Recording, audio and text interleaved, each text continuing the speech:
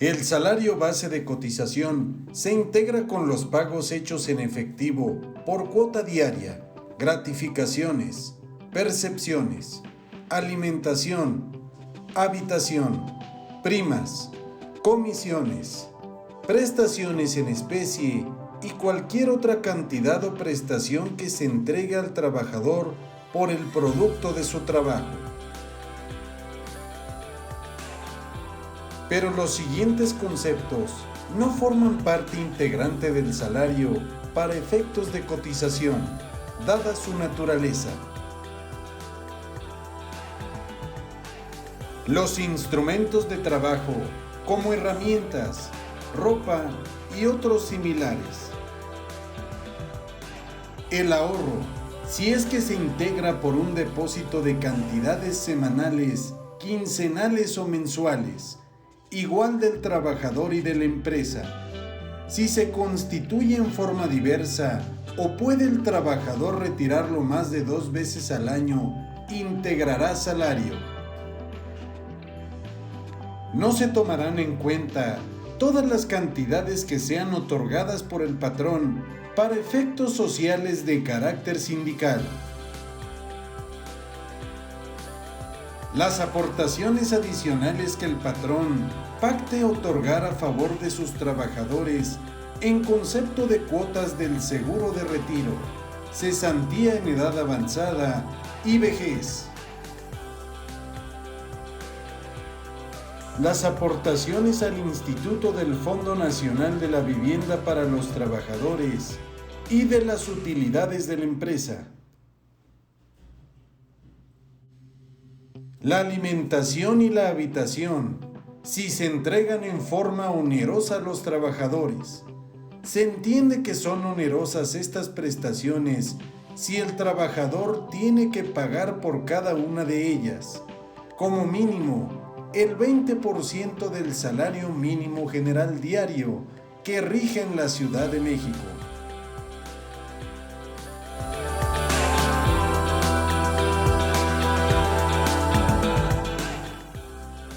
Las despensas en especie o en dinero, siempre y cuando su importe no rebase el 40% del salario mínimo general diario vigente en la Ciudad de México. Los premios por asistencia y puntualidad, siempre que el importe de cada uno de ellos no rebase el 10% del salario base de cotización. Las cantidades que se aporten para fines sociales, mismas que se consideran todas aquellas que sean entregadas para constituir fondos de algún plan de pensiones establecido por el patrón o derivado de la contratación colectiva. Los planes pensionarios serán solo los que reúnan los requisitos que establezca la Comisión Nacional del Sistema de Ahorro para el Retiro. El tiempo o jornada extraordinaria laboral, si es que se ubica dentro de los márgenes establecidos en la Ley Federal del Trabajo. Todos estos conceptos, para que puedan ser excluidos como parte integrante del salario base de cotización, deberán de estar debidamente registrados en la contabilidad de la empresa.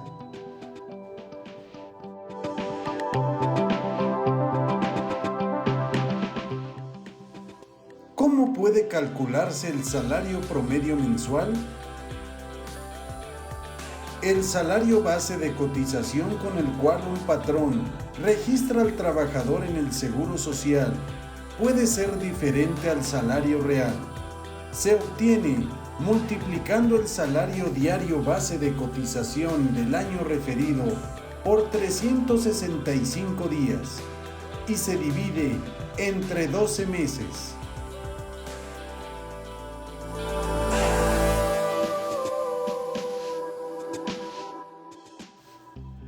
Para determinar el salario base de cotización, se deben atender las siguientes reglas. La cuota diaria del salario se divide entre 7 días si se fija por semana o entre 15 si se fija por quincena y entre 30 si se fija por mes.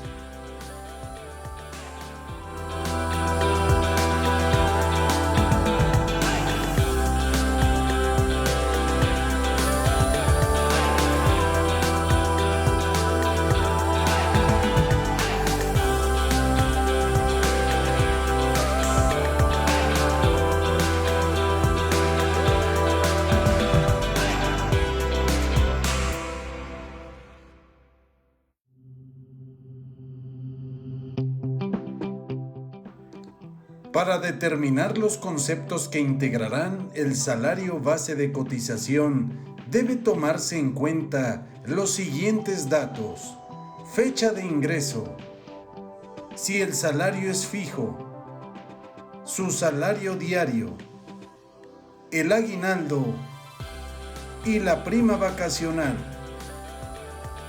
Supongamos que un trabajador gana 200 pesos de salario diario y que de la misma forma se le cubren 30 días de salario por concepto de aguinaldo. A esos 200 pesos por concepto de salario diario habrá que multiplicarse 30 días y lo que resulte dividirlo entre 365 días, que son los días que tiene un año, lo que dará un total de 16 pesos con 44 centavos. Por cuanto hace al rubro de prima vacacional, los 200 pesos por concepto de salario diario se multiplicarán por 14 días, que sería el caso en el que el trabajador tuviera de 5 a 9 años de servicios, que le corresponderían 14 días de vacaciones. Lo que resulte se divide entre 365 días del año y arroja un total de 1 peso con 92 centavos. Es así que a los 200 pesos por concepto de salario diario del trabajador deberá de sumarse los 16 pesos con 44 centavos más 1 peso con 92 centavos, arrojando un gran total de 218 pesos con 36 centavos por concepto de salario base de cotización a partir de la fecha de su ingreso.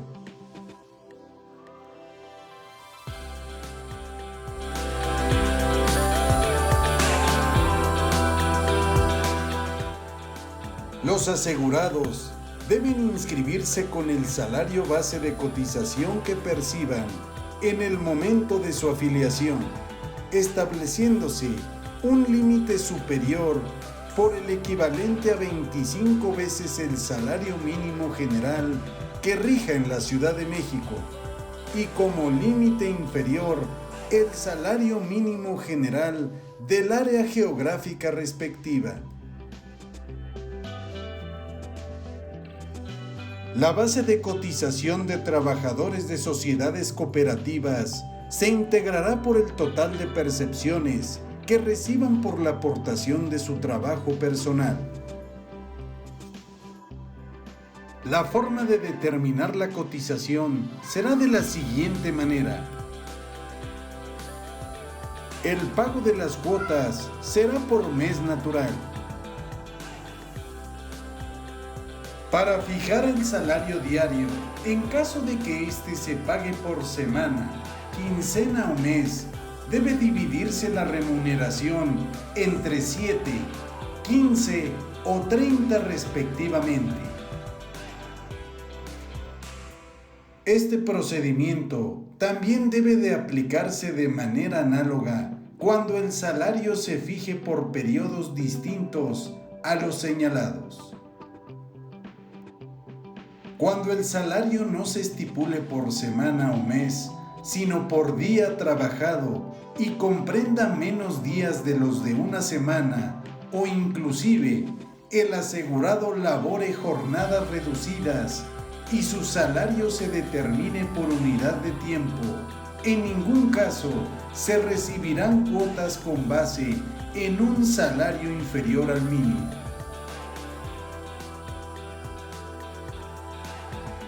Recuerda que si además de los elementos fijos del salario el trabajador percibe regularmente otras retribuciones periódicas de cuantía previamente conocida, deben de sumarse a esos elementos fijos como el aguinaldo y la prima vacacional. Cuando el salario se integre con elementos variables que no puedan ser previamente conocidos, se sumarán todos los ingresos percibidos durante los 2 meses inmediatos anteriores y deberán dividirse entre el número de días de salario correspondiente en ese periodo. Tratándose de trabajadores de nuevo ingreso, debe tomarse el salario probable que le corresponda en ese periodo. Y en el caso de que el salario del trabajador sea integrado con elementos tanto fijos como variables, este se considerará de carácter mixto, por lo que, para efectos de su cotización, deberán de sumarse a los elementos fijos el promedio obtenido de los variables en el periodo que le corresponda. ¿Qué sucede durante las ausencias del trabajador a sus labores cuando no se le cubra su salario, pero subsista la relación laboral? Entonces, la cotización mensual debe de ajustarse a lo siguiente. Si la ausencia del trabajador no excede de 8 días consecutivos o interrumpidos, se cotizará y pagará por esos periodos únicamente en el seguro de enfermedades y maternidad. Entonces, el patrón debe presentar la aclaración correspondiente, indicando que se trata de cuotas omitidas por ausentismo, comprobando la falta de pago de salarios respectivos, exhibiendo sus listas de raya o las nóminas que correspondan. El número de días de cada mes se obtiene restando el total de días que contenga el periodo de cuotas de que se trate, el número de ausencias sin pago de salario correspondiente al mismo periodo. Pero cuando las ausencias del trabajador sean por periodos de 8 días consecutivos o más, el patrón quedará liberado del pago de las cuotas obrero-patronales. Cuando la ausencia del trabajador quede amparada por incapacidades médicas expedidas por el IMSS, no será obligatorio cubrir sus cuotas obrero-patronales, excepto por lo que se refiere al ramo de retiro. Independientemente de que el trabajador reciba su salario en dinero del patrón y reciba habitación o alimentación sin costo para él, se aumentará su salario en un 25% y si recibe ambas prestaciones, se aumentará hasta en un 50%. Cuando la alimentación no cubra los 3 alimentos, sino 1 o hasta 2, por cada uno de ellos se adicionará el salario en un 8.33%. ¿Sabías que la pensión, las asignaciones familiares, la ayuda asistencial y los retiros programados con cargo a la cuenta individual en la Afore son prestaciones en dinero que establece la Ley del Seguro Social? Para el disfrute de las prestaciones en dinero, en caso de que el asegurado preste servicios a varios patrones, se debe tomar en cuenta la suma de los salarios percibidos en los distintos empleos. Cuando ésta sea menor al límite superior establecido en la ley, los patrones cubrirán separadamente los aportes a que estén obligados con base en el salario que cada uno de ellos le pague al asegurado. Si la suma del salario que percibe un trabajador llega o sobrepasa el límite superior de 25 salarios mínimos, a petición de los patrones, estos deberán de cubrir los aportes del salario máximo de cotización, pagando entre ellos la parte proporcional que resulte entre el salario que cubre individualmente y la suma total de los salarios que percibe el trabajador. Cuando el trabajador se encuentre en servicio de un mismo patrón y se modifique su salario, deberá de presentar al instituto los avisos de modificación de su salario base de cotización en un plazo máximo de 5 días hábiles, contados a partir del día siguiente a la fecha en que cambie el salario. Los patrones estarán obligados a comunicar al IMSS dentro de los primeros 5 días hábiles de los meses de enero, marzo, mayo, julio, septiembre y noviembre todas las modificaciones del salario diario promedio obtenido en el bimestre anterior. Cuando se modifiquen los elementos fijos del salario, el empleador debe presentar el aviso de modificación dentro de los 5 días hábiles siguientes de la fecha en que cambie el salario. Si al concluir el bimestre respectivo existió modificación de los elementos variables que se integran al salario, el patrón presentará al instituto el aviso de modificación.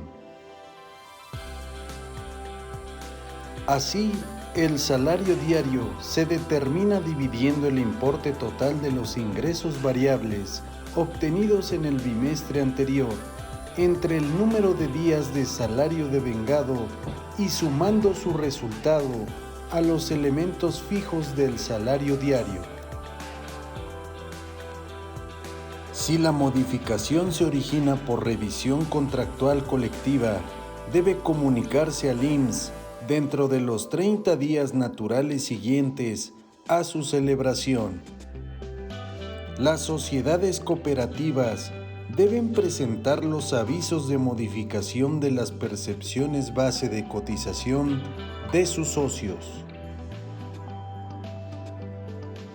Todos los cambios en el salario base de cotización surtirán sus efectos a partir de la fecha en que ocurrió ese cambio, tanto para la cotización como para las prestaciones en dinero. El patrón habrá de pagar íntegramente la cuota señalada para los trabajadores en los casos en que éstos perciban como cuota diaria el salario mínimo. Si el patrón no presenta al IMSS el aviso de baja de su trabajador, subsistirá su obligación de cubrir las cuotas obrero-patronales respectivas.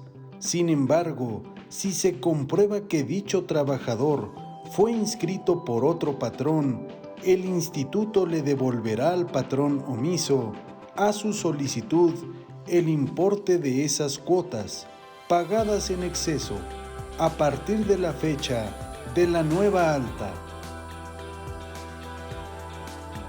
Cuando el patrón efectúe el pago de los salarios a sus trabajadores, deberá retenerles las cuotas que les corresponda cubrir. Y si no lo hace en tiempo oportuno, solo podrá descontar al trabajador 4 cotizaciones semanales acumuladas quedando las restantes a su cargo. El patrón tiene el carácter de retenedor de las cuotas que descuente a sus trabajadores y debe determinar y enterar al IMSS las cuotas obrero-patronales. Es importante mencionar que esas cuotas se causan por mensualidades vencidas y el patrón se encuentra obligado a determinar sus importes en los formatos impresos o utilizando el programa informático autorizado por el instituto.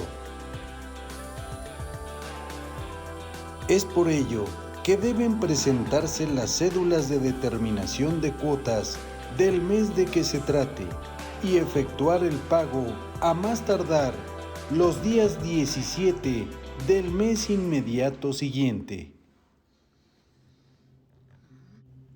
Aunque no se realice el pago correspondiente en los días 17, la obligación de determinar las cuotas subsiste y los capitales constitutivos tendrán el carácter de definitivos al momento de notificarse, debiendo cubrirse al instituto en los términos y plazos legales.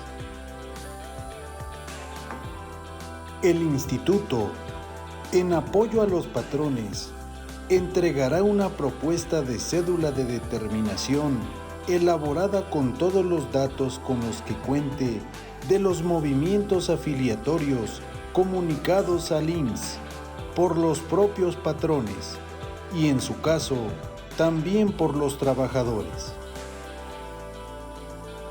Esta propuesta podrá ser entregada por el instituto en documento impreso o previa solicitud por escrito del patrón o su representante legal en medios magnéticos digitales o electrónicos.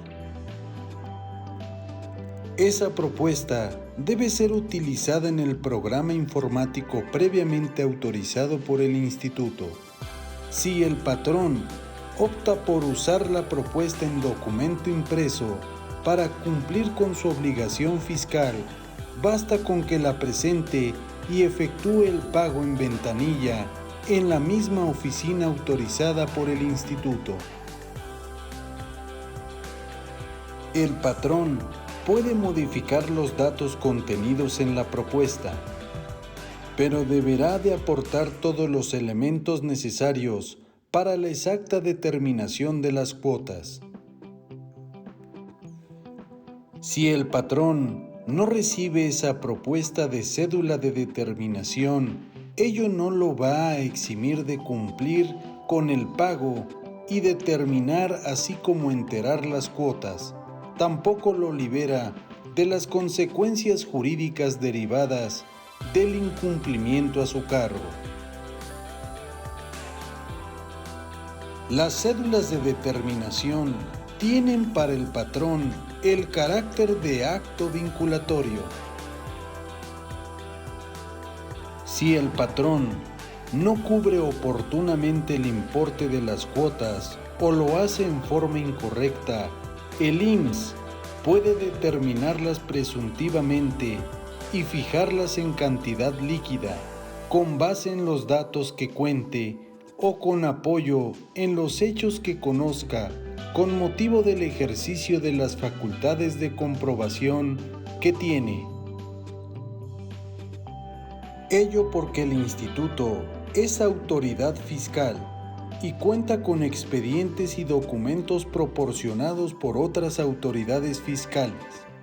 La determinación debe considerar tanto saldos a favor como los que pudiera existir a favor del patrón debido a errores en lo presentado por éste. En la misma forma, se procederá en los casos en que al revisar las cédulas de determinación pagadas por los patrones se detecten errores u omisiones de los que se derive incumplimiento parcial en el pago de las cuotas.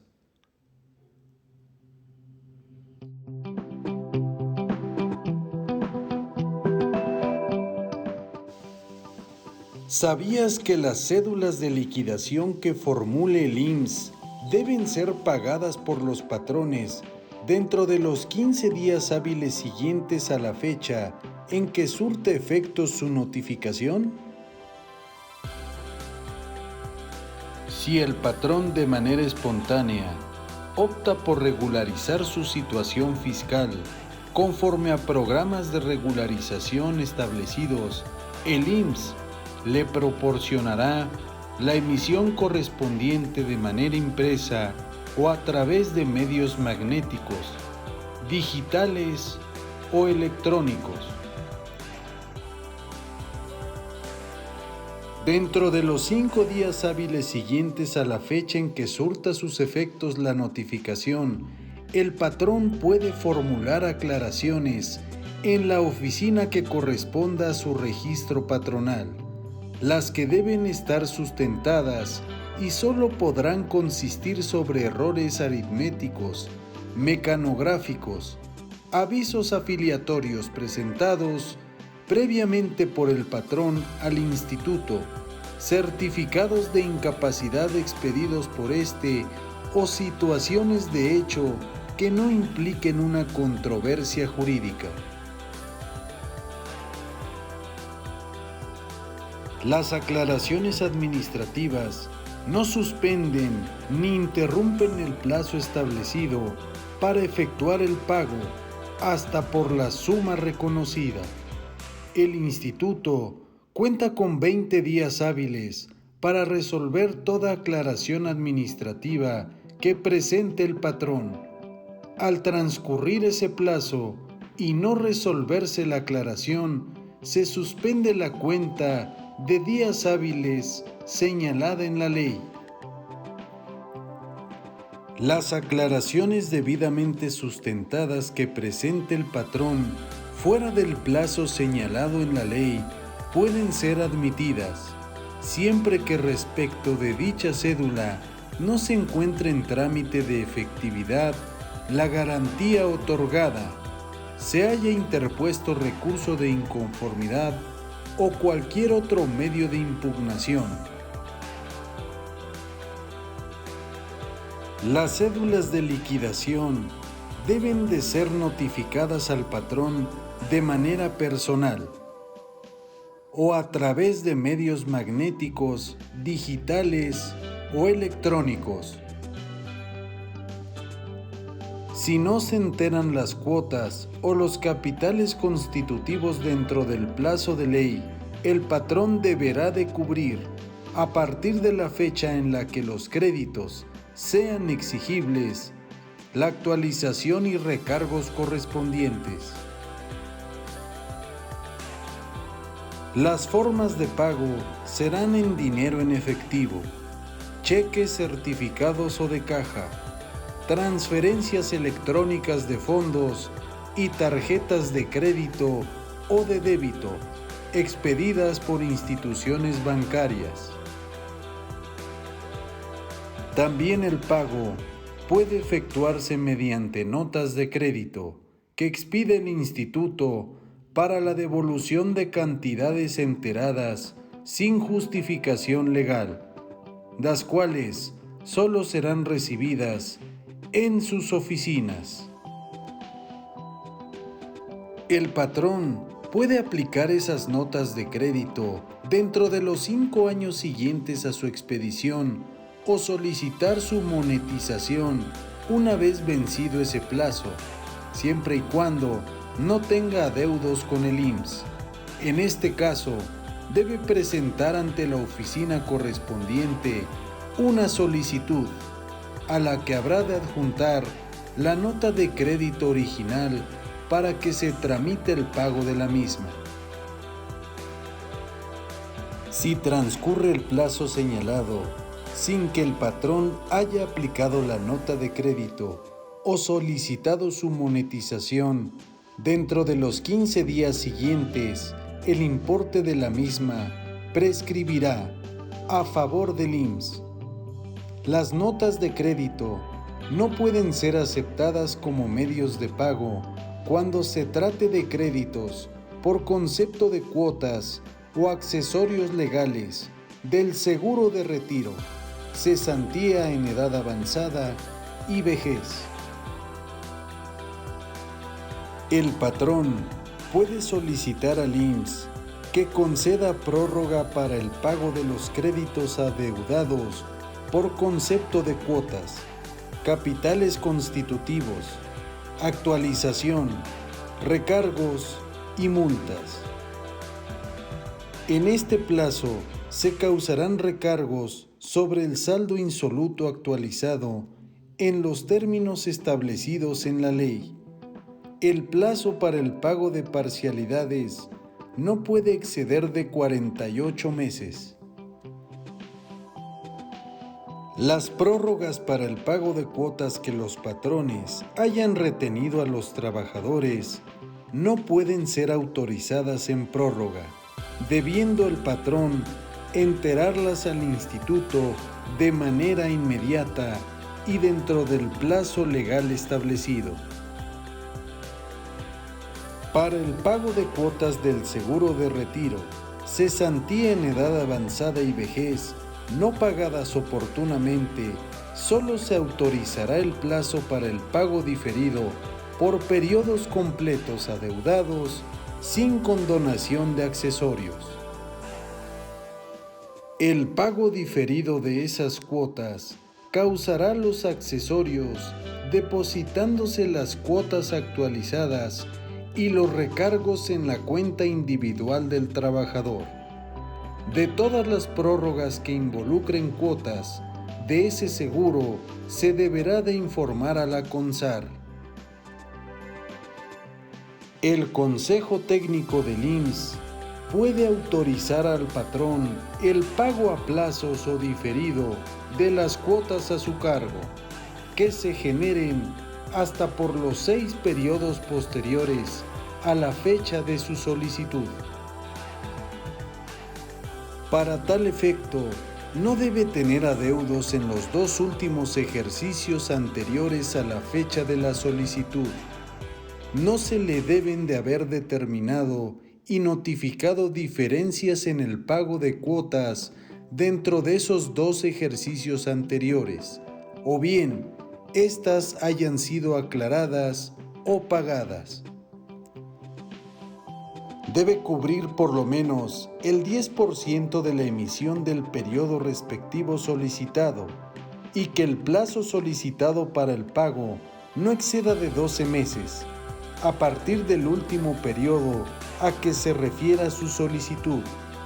El porcentaje excedente del señalado debe estar pagado al término del plazo indicado en la solicitud.